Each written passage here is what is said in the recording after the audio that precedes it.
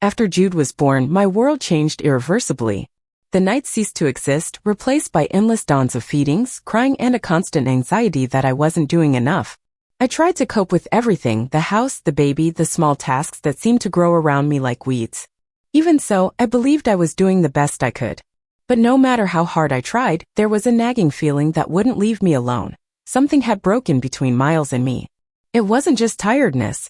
It was as if he was walking away from me slowly, deliberately, without saying anything. He looked at me indifferently, as if my exhaustion was invisible, as if my presence was losing the weight it once had. And I pretended not to see. Pretending was easier than facing the coldness that began to emerge in our silence. But there was something worse, something more corrosive: Vivian. His mother. Right from the start, she made a point of showing that she didn't approve of me. And it wasn't the obvious kind of rejection. It was subtle. A criticism disguised as advice, a look from top to bottom, a cutting joke said with a smile on her lips. The feeling was that for her I would always be a mistake that Miles had made. Even before the wedding, she made it clear that she didn't think I was on his level. And when we got married, the mask dropped for good. There was still a modicum of civility, an attempt to keep up appearances. But that disappeared completely when I became a mother. At every visit, she behaved as if she was waiting for me to fail. As if she was counting the days until I lost control. At the time, we were living in a small rented apartment. The structure was limited and the costs were suffocating us. That's when Miles came up with a proposal to buy part of Vivian's old apartment where she had lived before the divorce. According to him, it would be an opportunity to have more space, less rent, and stability for Jude. He assured us that it would be better for all of us. On paper, it sounded reasonable. I hesitated, but Miles insisted so firmly that I gave in. I wanted to believe that we were building a home for our son. But what I didn't know was that this new home would come with a shadow that refused to go away. Vivian kept showing up frequently, acting as if she still owned every wall. She would comment on the furniture, criticize the arrangement of objects, insinuate that I didn't know how to keep a house. In one of the first weeks, he showed up with bags of shopping and unceremoniously said he was staying the night. Another time, he complained about how I fed Jude, as if I were an inexperienced nanny. Miles did nothing. He just said that I needed to understand her way. That she was alone, that it was just her way of worrying. I tried to understand. I tried so hard that I started to disappear. Stopping looking after myself was automatic. Looking in the mirror became something I avoided.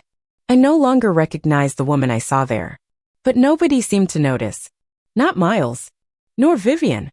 One night, after another exhausting day of being ignored, corrected, and treated like a burden, I sat on the sofa with Jude asleep in my arms and cried silently. It was a restrained cry without a sound, as if I needed to be discreet even in this. At that moment, I realized that I had become a ghost in my own home. And then it happened. A mistake, small but enough to reveal everything. I had put the baby monitor in Jude's room to listen to him while I was in the kitchen. The device had a two-way audio function. In the rush of the day, I forgot to turn the sound off. While I was washing the dishes, I heard voices. I went to the monitor, hoping it was some sound from the street, but then I recognized the voices. Miles and Vivian upstairs. At first, they were the usual comments. But soon they turned into something worse. They ridiculed me. They called me sloppy, said I was a nuisance. And then, as if that wasn't enough, Miles said, she was only good for part of the down payment on the apartment. Now I don't even know if this kid is really mine. At that moment, everything in me snapped. The pain, the anger, the humiliation. But I didn't cry. I took a deep breath. And I understood. There was no more time to lose. That night, sleep was impossible. I lay next to Miles as if we were living in different worlds. While he breathed peacefully on his back, my heart beat so hard that it felt like it was going to explode in my chest. I stared at the ceiling, mentally repeating every word he and Vivian had said in that conversation. It was as if they had tattooed those phrases directly onto my skin. What hurt most wasn't the content itself, although that was cruel. What hurt was knowing that it hadn't been an impulsive outburst. It was something cultivated. A plan, perhaps even an old one, plotted by the two of them. A silent complicity that completely excluded me. The next morning, Miles behaved as if nothing had happened. He kissed me on the forehead and asked if Jude had slept well. I watched him as if I were in front of a stranger. There wasn't a trace of regret on his face. He was comfortable with his lie. He left for work as he did every day, unaware that, at that moment, I had already crossed an invisible line inside me. The urge to confront him was enormous. But I knew I needed more. I needed to see beyond the words he had spoken so naturally. I needed to find out how far this farce went. I began to observe everything more closely. I noticed that his shifts seemed to be getting longer and longer, that there were calls he only answered when he was in the corridor, speaking quietly, as if he was hiding something. Messages on his cell phone were quickly closed as soon as I approached. As much as I tried to find a rational excuse, a part of me already knew. None of it was paranoia. I was just finally seeing what had always been right in front of me. And as if that wasn't enough, Vivian reappeared without warning. She knocked on the door with 2 suitcases and a clean face, saying that she had broken up with Cliff and needed to stay for a few days.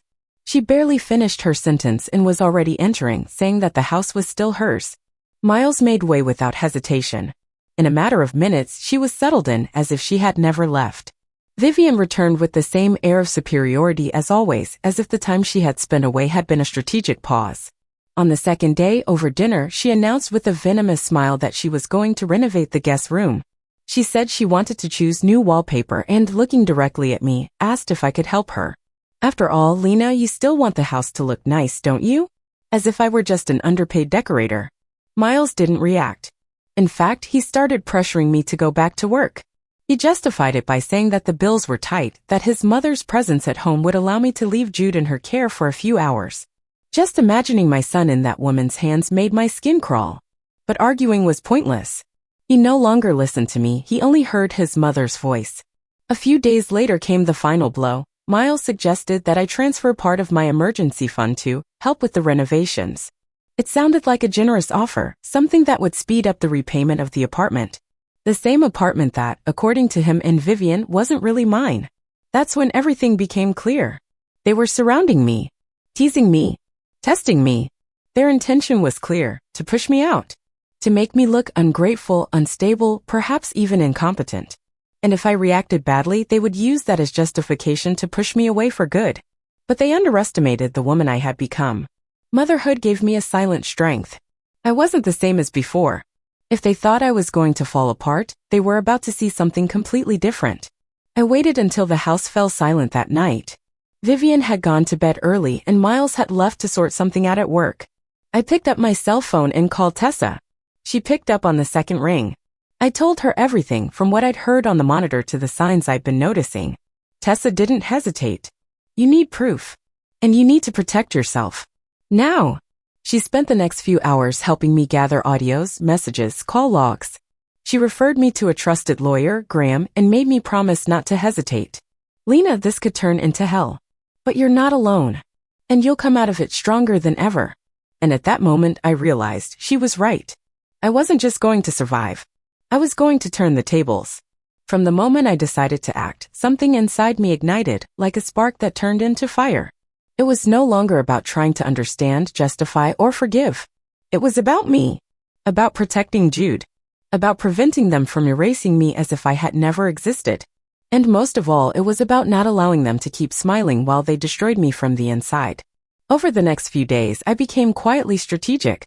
I set up a small tape recorder in the corridor leading to Miles' office, the place where he used to take calls whenever he thought I wasn't paying attention. I started writing down schedules, filing suspicious messages, and printing out bank statements. Every detail mattered. Nothing else would go unnoticed. When I took all this to Graham, the lawyer appointed by Tessa, he was straightforward. The part of the apartment we had supposedly bought together was only registered in Miles' name. My name didn't appear on any legal documents. The house where I lived, where I raised my son, could be taken from me at any time. I had trusted. And now it could cost me everything. Still digesting this revelation, something even worse happened. One night, while I was putting Jude to sleep, the baby monitor picked up voices again. Suddenly, the sound of Miles on the phone filled the room. I stood still, listening. There was no background noise. Just his voice, clear, raw, merciless. He laughed. No, she has no idea. She's still in that illusion of a devoted mother. It's only a matter of time. Pause. Then a venom-laden whisper. Jude probably isn't even mine. And if he is, I'll do a test, hire a good lawyer, cut off any alimony, and take the apartment. She'll go back to her parents' house as if she'd never existed. I stood there in the dark, with Jude on my lap and my eyes fixed on nothing. My whole body was shaking as if the ground beneath my feet had disappeared. I hadn't imagined that Miles would be capable of something so cold. It wasn't just a marital betrayal. It was a conspiracy. A plan to erase me. To reduce me to nothing. That night I didn't cry out of sadness. I cried out of hatred. For the first time I felt this feeling burning inside me. And it gave me clarity. It gave me focus. The next day I scheduled a DNA test. I had always known that Jude was his son, but now I needed the truth on paper. A shield against the lies he would still try to spread. While I waited for the result, I kept to my routine. I cooked breakfast, looked after Jude, washed the dishes and smiled when necessary. But inside, I was designing everything. Piece by piece. Without haste. Without fail. Vivian soon realized that something had changed. She tried to probe. She even asked if I needed any help with the baby, trying to feign sympathy. I just smiled. She was uncomfortable with my silence. Perhaps she thought I had given up, that I was about to leave on my own. What she didn't know was that the woman they had tried to erase had woken up. It was during this phase that, for the first time in a long time, I decided to take care of myself. I went to a salon that had just opened in the neighborhood. I wanted a haircut to change something. As I entered, I was greeted by Isla, the owner. She was friendly, light, with an energy that made me let my guard down. She talked to me as if she had known me for years. While fiddling with the wires, she casually remarked, "I'm seeing a guy called Miles. Funny he has a baby too. But he keeps saying that his ex was unstable, that she left everything and disappeared." My whole body froze. I took a deep breath. She didn't know who I was. Miles was seeing her. Lying. Building another story behind my back. And she still referred to me as ex? As if I was already free? At that moment, I didn't react. I thanked him for his service and left with my heart on fire. But 2 days later, I came back. Isla smiled when she saw me. And I was direct. "You need to know who the man you're getting involved with is." I told her everything. I showed her photos, audios, Jude's birth certificate. Her expression changed quickly, from laughter to shock, from shock to anger. "He used me," she said, her eyes watering. "But it won't stay that way. Lena, I'm going to help you." And there, looking at that woman so different from me, but now bound by pain, I realized that something had changed for good. I was no longer alone. I had proof. I had allies. I had strength. And most importantly, I no longer had any doubt that there was no turning back. After the conversation with Isla, I returned home feeling a kind of strength I had never experienced before. It wasn't anger or sadness. It was clarity. I knew I had crossed a line from which there was no turning back. Miles wasn't just an unfaithful man, he was someone dangerous, calculating. He used people as disposable pieces on a board he believed he controlled. I had lived too long trying to justify the unjustifiable. Now it was my turn to make choices. Choices for me, for my son, for the woman I refused to let die inside me. With Isla's support, I began to rebuild my confidence. She introduced me to incredible people, an image consultant, an experienced makeup artist, a nutritionist who understood more about self-esteem than calories. For the first time in a long time, someone looked at me without judgment, without expectation, just with encouragement. And the woman staring back at me in the mirror was no longer that faded shadow from weeks ago. It was someone who was beginning to reappear, firmer, more aware, more alive. Meanwhile, Miles noticed the change. And he didn't like it. He commented to Vivian that I was acting strange, that there was something behind my sudden self-confidence. He started coming home earlier, watching my movements more closely, asking questions disguised as interest. Vivian, as always, seized the moment to plant more poison. "She must have another one," she said. "Nobody changes like that overnight just for self-esteem." They were right about one thing. I did have a new focus. But it wasn't another man. It was my freedom. The results of the DNA test came back, and as I already knew, Jude was Miles' biological son. But seeing it confirmed by an official document gave me a sense of relief that's hard to describe. Now no doubt could be used against me. No insinuation would have any basis. I had the truth. And more than ever, I was in a hurry. I started working quietly, remotely, in my own time, saving every penny I could. I opened a separate account and started transferring my salary. With the support of my mother, Helen, I rented a small apartment, cozy and far enough away to keep any interference at bay. And with Graham's help, I organized everything: documents, evidence, petitions.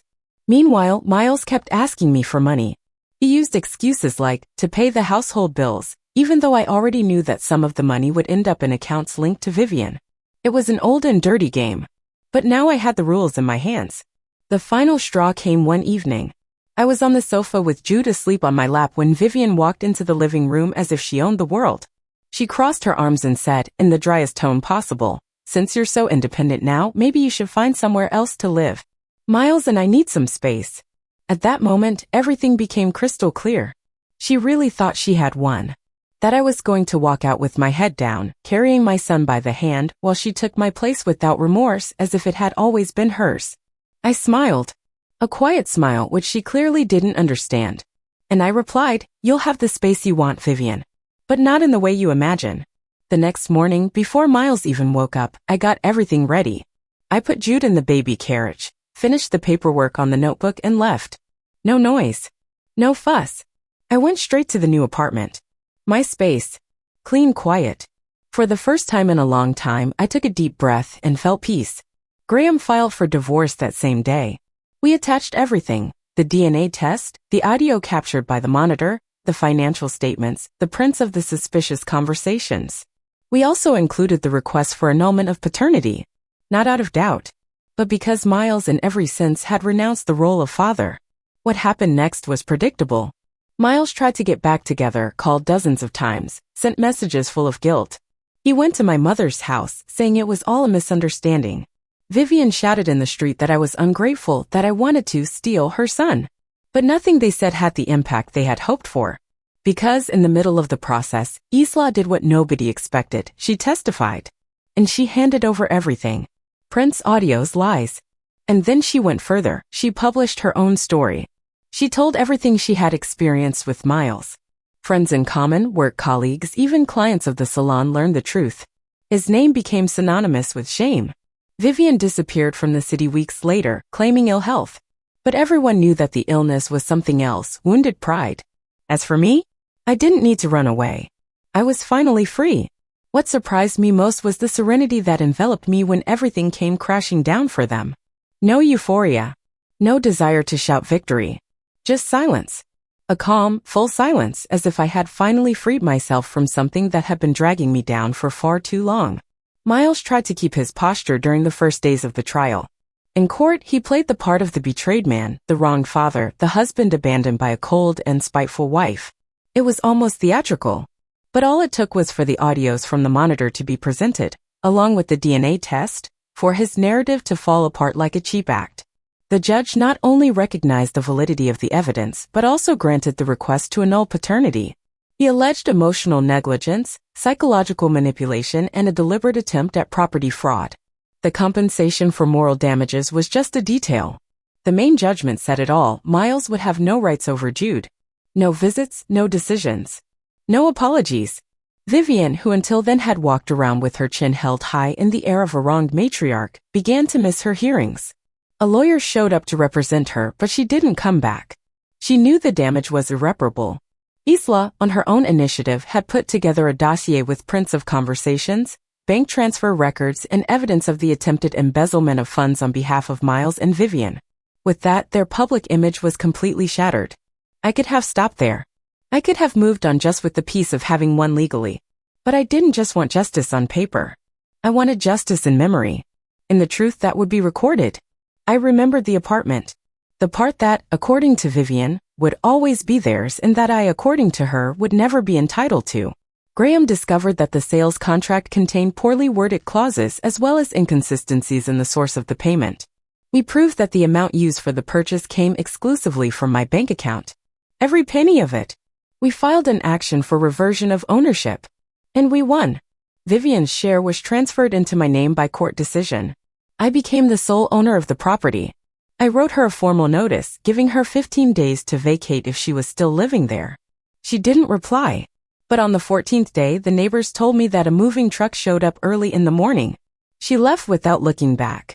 Even after that, I felt there was still something I needed to do. Not for explicit revenge, but for all the women who had once been in my place silenced. With Isla and Tessa, I launched an online project, a support platform for women who have faced silent betrayals, emotional abandonment, and psychological violence. We called it No More Silence. We started with short testimonials, basic legal guidelines, and videos with real stories. The response was immediate. Messages started coming in from all over the place. Women telling us about their experiences, their pain, their victories. For the first time, I felt that everything I had experienced had not been in vain. In one of the videos, I decided to tell my story. No names. No direct attack. Just facts. I talked about the betrayal, the contempt, the baby monitor, and how a moment of carelessness turned out to be a turning point. I shared the pain, but also the strength I found in the midst of the darkness. The video went viral. In less than a week, it had thousands of views. Miles saw it. I found out because he sent me a message from an unknown number. You didn't have to do that. You exposed me to the world. I didn't reply. Months later, Vivian sent me a letter. She said she missed Jude. She claimed that everything had gotten out of hand. I opened the letter, read it leisurely, and returned only one sheet, a copy of the court judgment with a handwritten sentence. You lacked control when you tried to destroy the wrong woman. Today, I live with Jude in peace. I have my space, my job, and a peace of mind I never thought possible. I look in the mirror and see someone whole. Without fear. No shame. The most unexpected thing of all? I never felt alone again. The network we created with No More Silence has grown more than any of us could have imagined. Isla became a true friend. Together, we turned pain into movement. Miles lost his job. Isla made a point of telling the company everything. References disappeared. And he finally had to face who he really was. Vivian? She moved to another city. Alone. And me? I just carried on. With my head held high. With a clean soul. With Jude by my side in the certainty that the most powerful justice does not need scandal. It needs strategy, silence, and courage. And to think it all started. Because I forgot to turn off a baby monitor. If you enjoyed this story and would like to follow others like it, be sure to subscribe to the channel. Turn on the bell so you don't miss any videos.